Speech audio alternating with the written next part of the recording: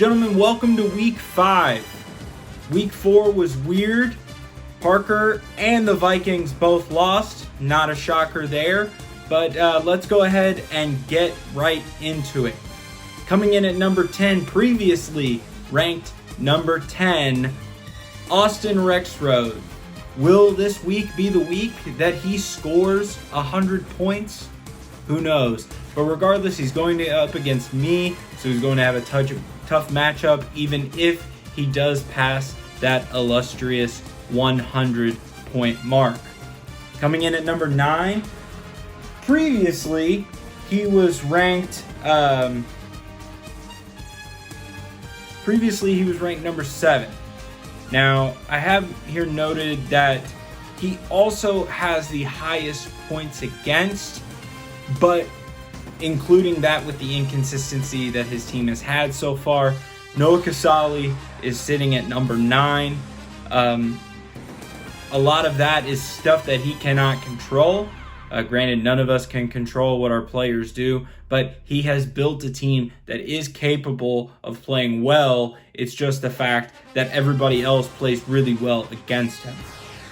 Coming in at number 8, Sam Hodges. When you look at his team on paper, it's too good to be 2-2. But when you also look at it, it's definitely not good enough to be 4-0. So what's missing there? And I think that receiver could use some work, but he's still missing that piece from being a top threat. So Hodges still landing in the back half of the power rankings. Moving up to number 7, Noah Jones, after the trade, is looking like a legitimate threat to spoil somebody's season. Now, will he end up in the playoffs? I'm not sure, but he could remove some people from the playoffs with how good his team can be. We saw the moves that he made, although Tyler Lockett did not put up numbers for him. Terry McLaurin did enough for the both of them, so that brings him to number 7. Number 6, now this is going to be a controversial one, and this is where my job got really, really hard. I've fallen out of love with this team. I had him ranked really high initially to begin the year, and I don't want to use the F word, but it might be a fraud. Michael Holmes at number 6. He skated by up to this point. Previously, he had the lowest points against, except for this past week when I put it to him. And now he's going up against Ryan, the number 1 team in the league, who's not going to let up on him. And we might see who was at the top at the beginning slowly start to fall, especially whenever he plays out of division games, because his division is clearly the weaker one of the two. He's going to continue to drop games. He might stay at the top of the division, but Dragon's going to give him a run for his money. But watch out for Michael to slowly fall. Coming in at number 5, we have Dragon again, atop of the worst division out of the two.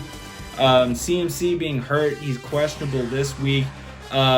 His team is going to be kind of reliant on that big scorer in Christian McCaffrey. So hopefully he can get back.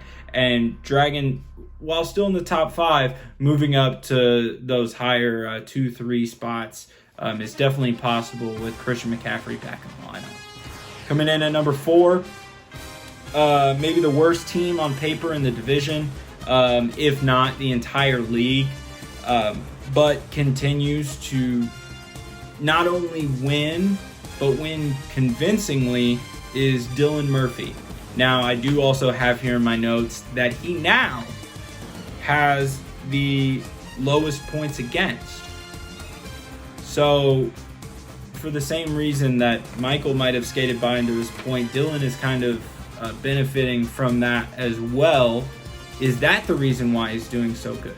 Now, he stays around that illustrious 115-point mark week in and week out, and that's always going to put you in a position to win. So it's a little bit less fraudulent for Dylan. I mean, you can't knock the guy. He's put up the points up until this point. So we'll see if it can continue. Coming in at number 3, I put myself here. Following the trade, I think that Noah and I both made each other's teams better. While it hurt my depth, I think as a whole, starting lineup, it is more consistent up and down. Coming off a big bounce back week this previous week and going up against Rex this coming week. I don't want to jinx myself, but it looks like I might go on a little bit of a win streak here because I'm playing somebody that hasn't scored 100 points. So I'm looking at a bright future, hopefully, for this team to move up even further, moving on after that rocky start. Coming in at number 2, although he lost last week in a last-second upset, Parker has put up a ton of points this year. His team seemed to do it year in and year out, and that's why even though he lost, you can't drop him too far, if at all, and that's why he stays at number 2 this week. And number 1 is no question, it's Ryan Taylor. Even though bad loss, bad upset last week, he's got a chance to prove that it was a fluke. I don't think that I could, with a good heart, put anybody else here at number 1 with the way that his team has performed. And I believe that we'll see that number 1 team come out and win again this week and probably the week after that. So Ryan Taylor coming in at number 1. Notable matchups coming up this week, going to sway some of the actual in-league rankings and probably show us a little bit of what teams are made of. We have Dragon and Dylan. I continue to put Dylan in these notable matchups because all of us are saying that his team is not good or it's overperforming, it'll fall off. Well, here it is again. He's going up against Dragon. They're at 4 and 5 in the power rankings. Dragon's number 2 in his division. So we're going to see a really interesting matchup here with some upper end of the middle of the pack teams that want to make a push to the top of the leaderboards. And then we've got Ryan and Michael, 2 teams at the top of their respective divisions. Michael has Calvin Ridley out, so that's going to affect him, obviously. But as I've noted already, that Michael has benefited from some low-scoring opponents up to this point because he's in a shitty division. And we'll see if Michael is up to the task, even with his wide receiver 1 or 2 being out. So it'll be interesting to see week 5. I think things are kind of starting to come into shape here a little bit. We're seeing what teams are actually made of, and we might even still be surprised up into this point. So I am excited to see what comes of it, and I will see you all next week for the week 6 preview and power ranking.